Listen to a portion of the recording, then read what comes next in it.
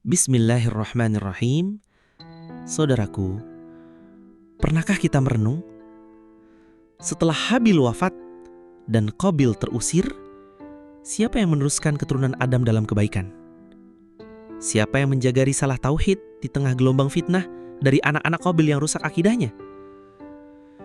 Dialah Syith alaihi salam, putra pilihan Nabi Adam yang tak hanya mewarisi kenabian, tetapi juga membawa cahaya langit untuk membimbing manusia setelah wafatnya ayahnya.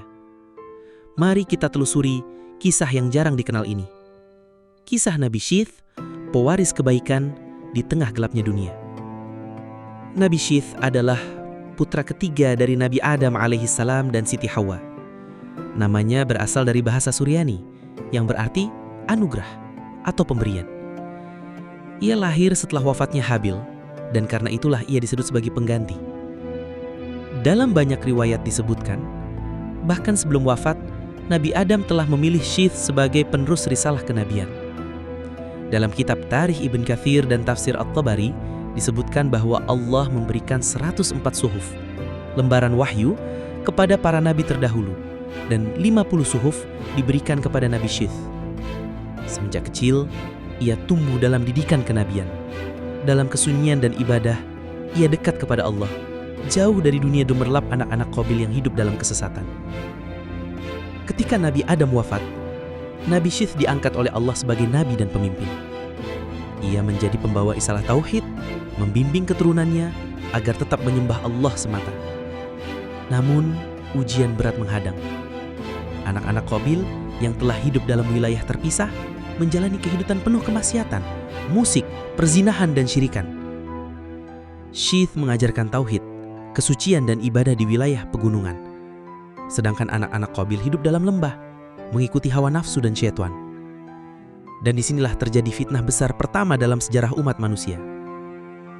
Suatu hari, sebagian dari kaum lelaki keturunan Syith tergoda untuk turun ke lembah dan menyaksikan wanita-wanita cantik dari keturunan Qabil. Mereka terpesona dengan musik dan tarian, dan dari sinilah maksiat mulai masuk ke keturunan orang-orang soleh. Syith bersedih. Ia memperingatkan umatnya. Ia berdoa siang dan malam. Tapi seperti para nabi setelahnya, ia tahu hidayah bukan di tangan manusia, tapi di tangan Allah. Syith adalah nabi yang membawa ilmu langit. Ia dikenal sebagai orang pertama yang memperkenalkan pengetahuan tentang bintang, pergerakan waktu, dan sistem ibadah yang teratur. Menurut sebagian riwayat, Syith juga membuat fondasi awal ilmu tulisan dan menghimpun kitab-kitab wahyu dari ayahnya Adam. Ketika usianya semakin tua, Syith diberi petunjuk oleh Allah agar mewariskan kenabian kepada anak cucunya yang paling soleh, yaitu Anush, yang kelak menjadi penerus risalah. Dalam malam-malam terakhir hidupnya, Syith memberikan nasihat panjang. Jangan tinggalkan tauhid, jangan dekati lembah penuh godaan. Dunia ini fana. Bangkitlah di malam hari dan menangislah seperti ayah kita Adam pernah menangis, karena Allah Maha Pengampun, tetapi dosa itu nyata jika engkau tak sadar. Nabi Syith wafat dalam usia yang sangat tua, lebih dari 900 tahun. Ia dikuburkan di tempat yang tidak diketahui secara pasti, tapi sebagian riwayat menyebutkan di dekat makam ayahnya Nabi Adam, di pegunungan India, atau di sekitar tanah Syam. Kematian Syith adalah akhir dari generasi kenabian pertama setelah Adam, dan menjadi awal masa-masa yang lebih kelam dalam sejarah manusia sampai datangnya Nabi Idris dan Nuh alaihimussalam. Saudaraku, dari kisah Syith kita belajar bahwa risalah kebaikan akan selalu diuji. Bahkan dari garis darah Nabi sendiri bisa lahir dua jalan yang berbeda. Habil Syith Idris, para pewaris langit, dan Qabil serta keturunannya, para pecinta dunia yang lalai. Hikmah terbesar dari kisah Nabi Syith adalah tauhid adalah warisan utama. Jauhi fitnah dunia, musik, dan kemaksiatan yang menggoda. Kebaikan butuh perjuangan, meskipun sunyi. Ilmu dan ibadah harus dijaga lintas generasi.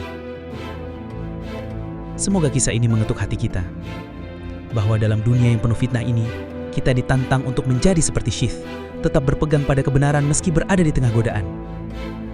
Semoga kita bisa menjadi penerus risalah kebaikan, bukan pengikut kesesatan.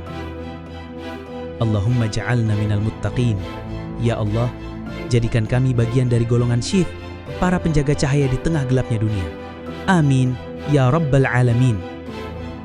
Sumber rujukan: Tafsir At-Tabari, Tarikh Ibn Kathir Al-Bidayah wan Nihayah, Kitab Qasas Al-Anbiya Ibnu Kathir, Siyar A'lamun Nubala Imam Az-Zahabi, Ensiklopedia Islam.